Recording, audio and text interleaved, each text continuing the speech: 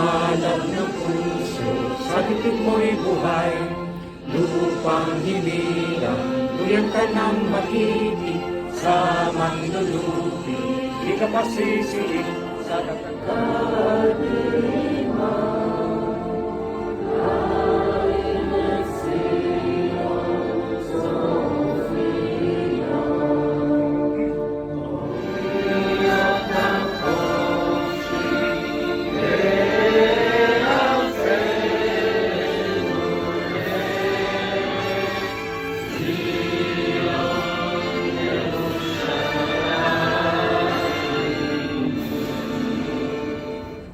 Honorary consuls, foreign ministry and PIBA officials, partners from the Israeli business chambers, ministers from different faiths, Filipino community leaders from all over Israel, friends from the embassy, my Philippine embassy family who have been working tirelessly and endlessly since the war began, mga minamahal kong kababayan, good afternoon. Number 1 and 2 are commemorated in the Philippines as All Saints Day and All Souls Day, respectively.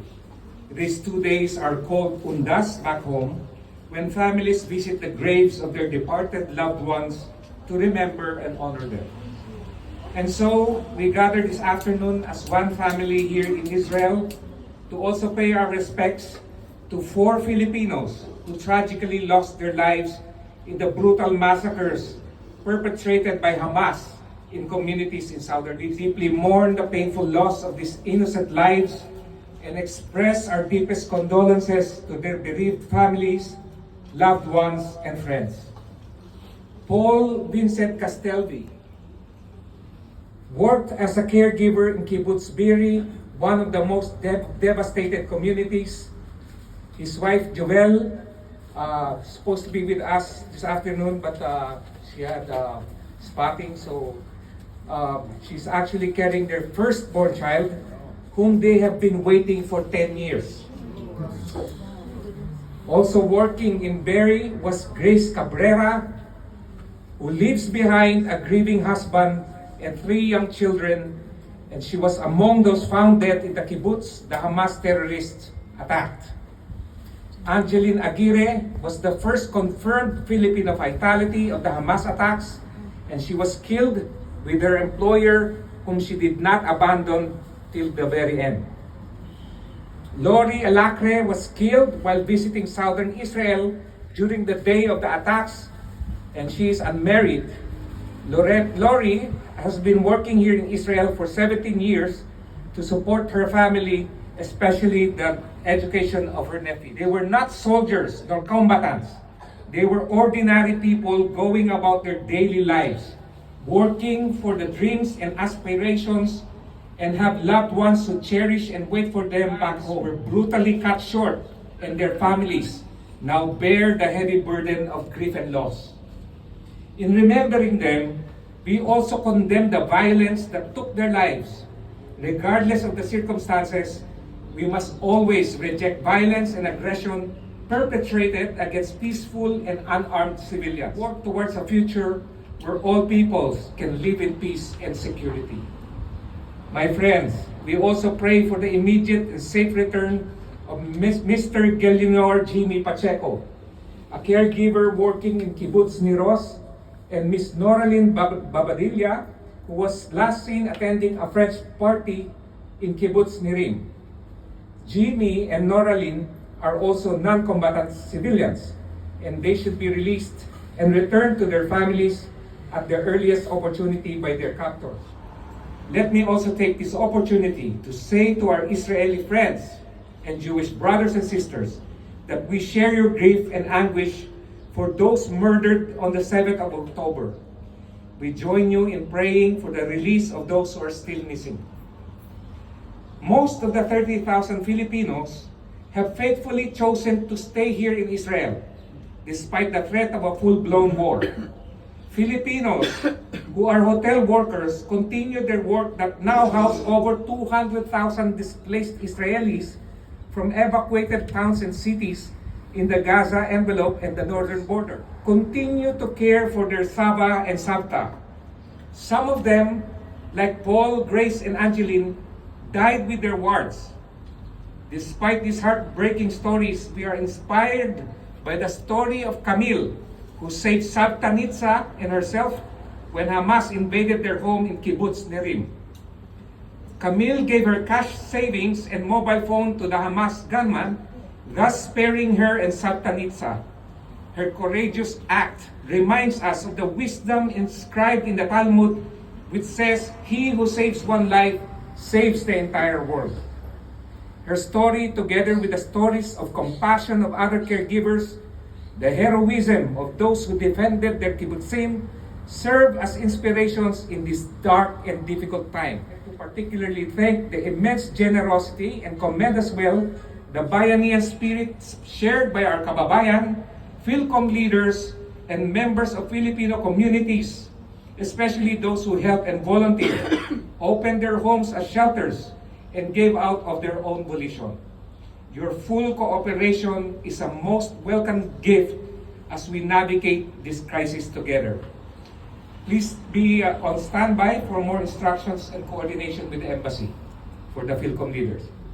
Toda Rabah to the IDF soldiers who rescued the Filipinos trapped in the kibbutzim and continue to risk their lives to free the remaining hostages in Gaza.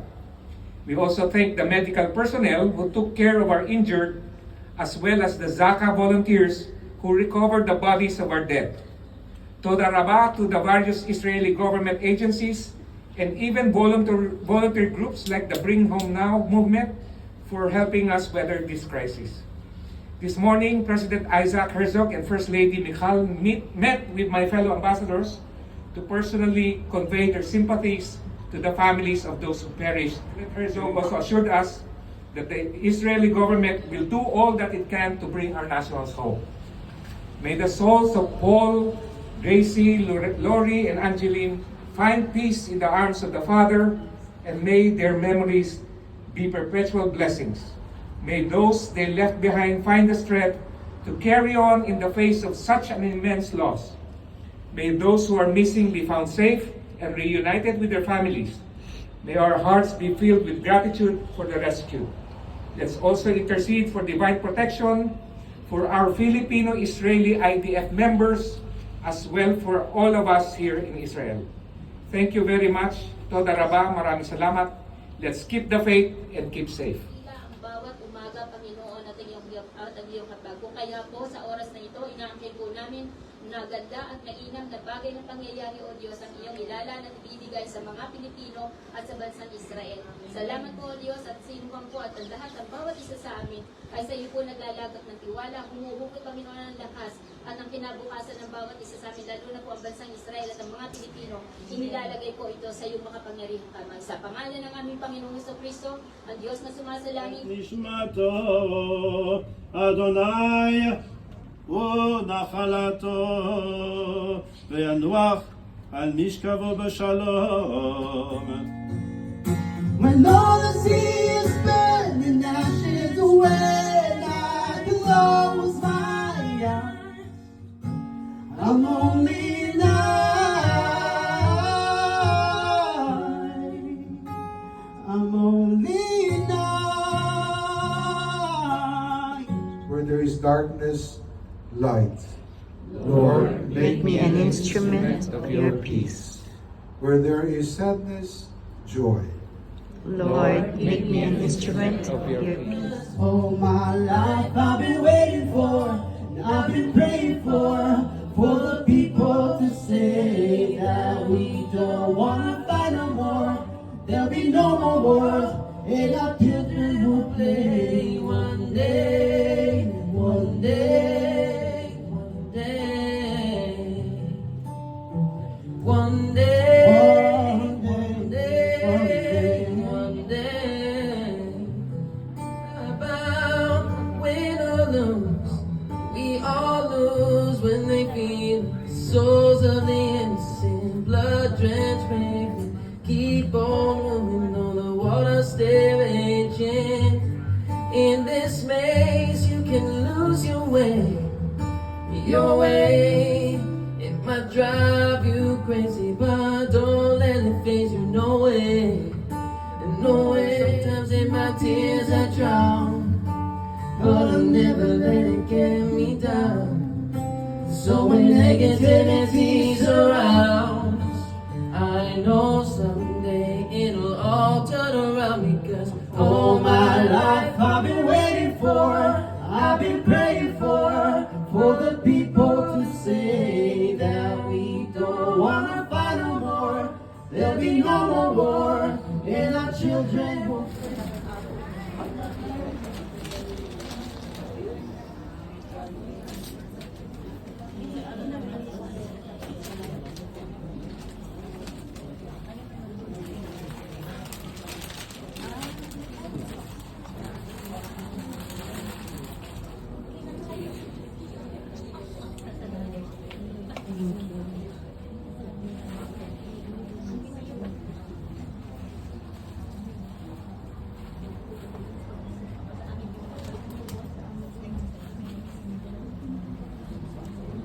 Three of them under our agency. God bless their souls. Yeah. And thank you for all caregivers. Our bond between Israel and the Philippines are now much more tight. Amen. Yeah, thank you. Pray for peaceful lives and the Yes. normal life we had. Yes. Thank you very, Thank very you. much. Saudara kami. Thank you.